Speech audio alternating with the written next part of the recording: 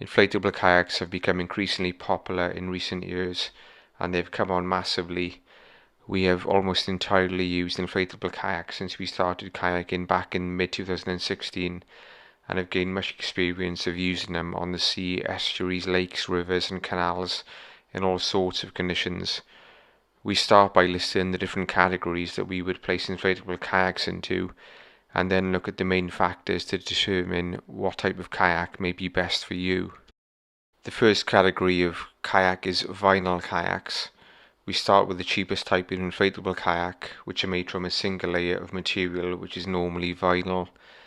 Vinyl kayaks often come as part of a cheap package, which are good value for money as long as you appreciate that you generally get what you pay for, and both the kayak and the accessories will usually be of quite low quality. Although we did use our Intex K2 Explorer kayak on a few coastal and river trips, we found it prone to being punctured due to the fairly thin vinyl bladders. While vinyl kayaks are usually quite stable due to their width, they are the slowest and least durable of the types of kayak that we've tried. They are most suited to calm, sheltered stretches of water, which are not going to be subject to strong current, tides, winds or sea swells. Secondly, fabric-covered kayaks. These have bladders or tubes encased within a second outer protective fabric layer, which is usually made from polyester or some other similar fabric. The outer protective layer helps to protect the bladders from punctures and UV sunlight. Examples of this type of fabric-covered kayak are the Aquamarina Member, the Ituit 100 and the Surveyor Madison. While the outer protective layer means that these kayaks are much more durable than vinyl kayaks, the big downside to them is that they are much harder to dry out because the outer fabric layer will soak up water, and also they actually become a little bit heavier when wet. The Kayak Crew for many years predominantly used a fabric-covered kayak called the Pro Aqua kayak. The Pro Aqua kayaks used to be sold by Class Olson but have been discontinued for a few years. Indeed, some of the guys still use the Pro Aquas, although this is mostly because they are too tight to upgrade to a better kayak. Fabric-covered kayaks will perform similarly to vinyl kayaks, but will usually have better accessories and be a bit more stable and less prone to wind on the water, being slightly heavier. They will also be much more durable. The third category of kayaks are PVC kayaks. These are made from a thicker single skin of outer layers, which are usually made from PVC. A few models though are made from other materials such as nitrilon and more recently TPU. Kayaks made from thick single layer PVC are usually a bit more durable than fabric covered kayaks, and certainly a lot more durable than vinyl kayaks, but obviously at a higher price point. Examples of PVC kayaks are the Aquamarina Steam, the Sea Eagle Explorer range and the Ituit X100 kayaks. Many of these kayaks now have high pressure drop stitch floors, more on drop stitch technology later, and these provide a firm dry base to the cockpit of the kayak. We are a great fan of drop stitch floors and find them much better than traditional low pressure floor chambers because they are not only firmer to sit upon, but they also help to give the hull of the kayak a bit more rigidity. PVC kayaks are much easier to dry than fabric covered kayaks because they only have a single skin side tube. A slight variation of PVC kayaks is the relatively recent introduction of ones with hard plastic bow and stern cones. Examples are the Blue Wave Cruiser and the Story Ranger kayaks. These kayaks with the streamlined bow cones will be marginally faster and track a bit better than the flat-hulled kayaks, since they will cut through the water a bit better. However, they may be marginally less stable since their more V-shaped hull will make them rock slightly more than flat-hulled kayaks. We feel that these PVC kayaks can be used for almost any type of paddling since they are generally stable and quite robust.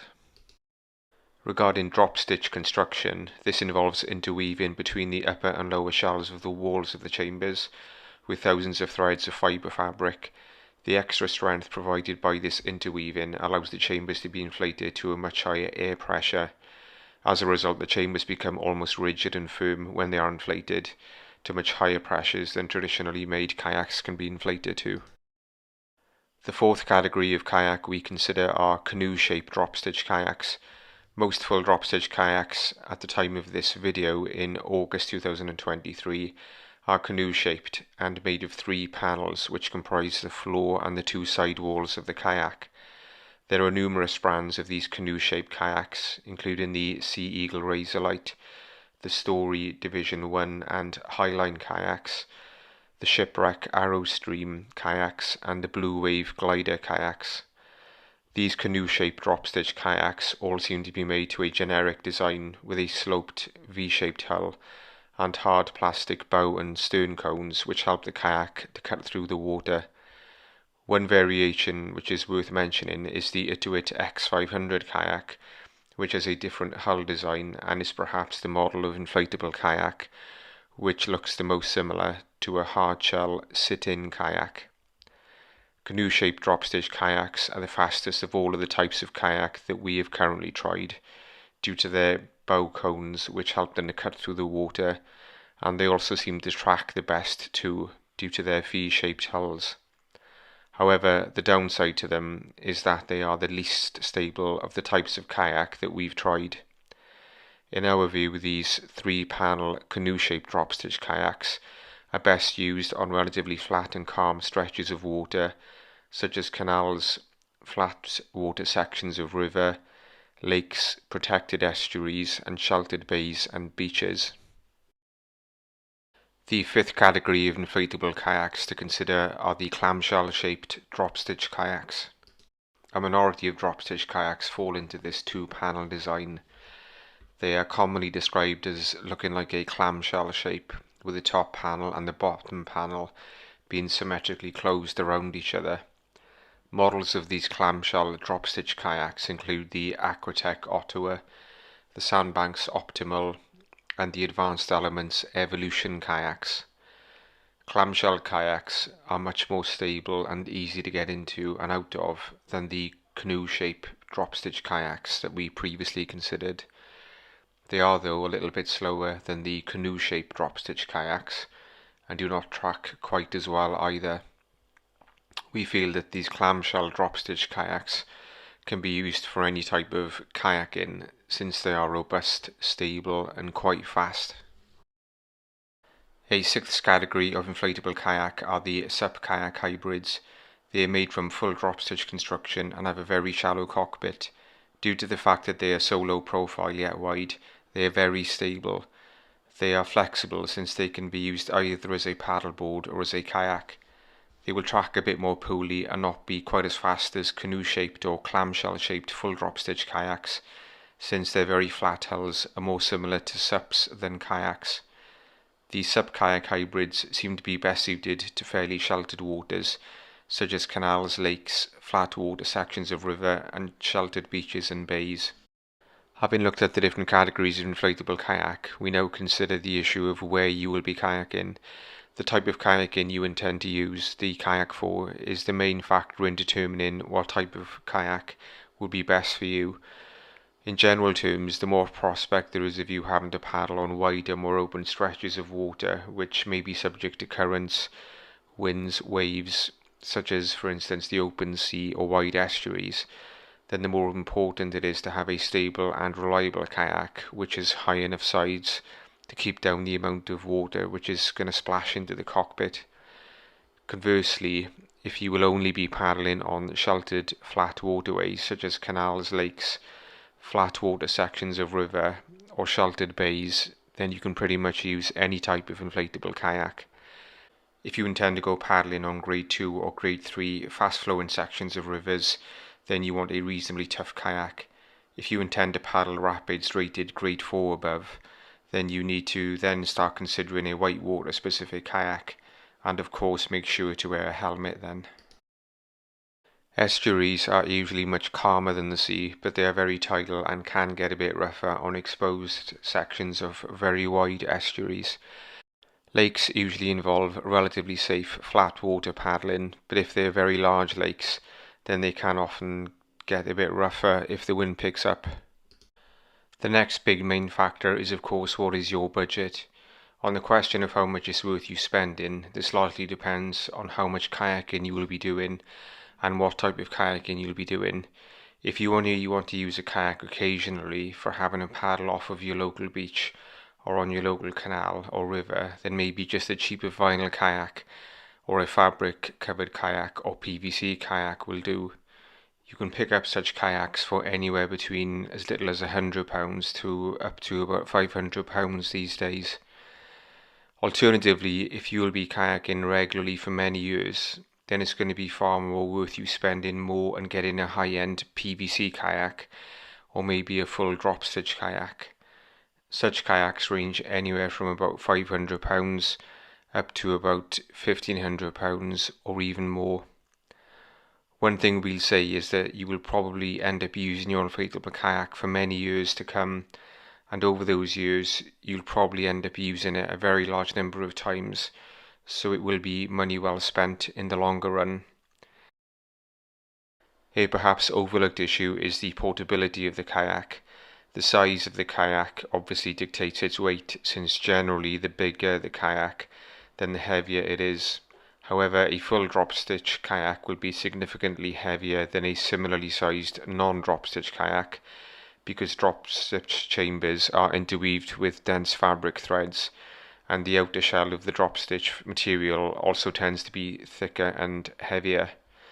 In summary, while drop stitch kayaks have the advantage of being inflatable to a high pressure so that they become almost as rigid as hardshell kayaks, the downside is that they weigh a lot more than non-drop stitch kayaks of a similar size. This explains why most drop stitch kayaks come with large carry backpacks, which have wheels on the base of them to enable them to be wheeled along rather than carried on your back. However, you cannot always wheel the bag along and instead have to carry it on your back sometimes. For instance, if you were crossing a soft sandy beach. The final issue to consider is whether to get a solo kayak or a tandem kayak. If you will only be paddling solo on your own, then it stands to reason that you should buy a solo kayak, since it will be cheaper, lighter to carry and easier to paddle. Most solo kayaks are between about 3 meters to 3.6 meters long and weigh about 10 kilograms to 14 kilograms, although some of the drop stitch ones can be longer and weigh more. Conversely, if you intend to go paddle in tandem with your friend, partner or child, then a tandem kayak is obviously the one to get. We all used to use solo kayaks for the first few years that we paddled, even when there was a large group of us going out. However, we have graduated towards using tandems mostly now when there's a few of us going out, since you can chat with your fellow paddler more easily, although this can be a disadvantage, of course, depending on who you are sharing the kayak with. Kayaks being paddle tandem tend to be about 25% or so faster than paddling solo, since you have the power of two paddlers pushing the kayak along, although this only works, of course, if the other passenger is also paddling. If you intend to sometimes go paddling solo, but sometimes go paddling tandem, then instead of buying separate specific solo and tandem kayaks, you could instead just buy a smaller tandem which is suitable to be used either solo or tandem. We found the Ituit X100 one or two person kayak, for instance, to be a good size to be used solo, but also as a tandem kayak. In summary, there are a number of factors to consider when deciding what inflatable kayak to buy. While almost all inflatables come with accessories of varying quality, we wouldn't get too hung up on the accessories when deciding what kayak to buy, since if you become a regular kayaker, then you will likely end up buying your own accessories such as a better paddle, etc. There are other categories of inflatable kayak, such as ones which are a hybrid of a fold-in frame kayak and an inflatable kayak. Examples are the Advanced Elements Advanced Frame Kayak, the Neris Smart Series kayaks, and others. We have not had time to cover those types of hybrid kayak here, but we mention them for the sake of completeness. Of the many types of kayak that the Kayak Crew have used to date, our favourite two categories of kayak are firstly the PVC kayaks with the side pontoons, but which have a firm drop stitch floor, and secondly the clamshell shape full drop stitch kayaks. The Kayak Crew are, though, a very open-minded bunch, and we are always looking to try out and evaluate different types of kayak so we can pass on our experiences to our viewers. What kayak is best for you is a very subjective question, and we hope that this video has helped you understand the different types of kayak which are out there and what may be best for you.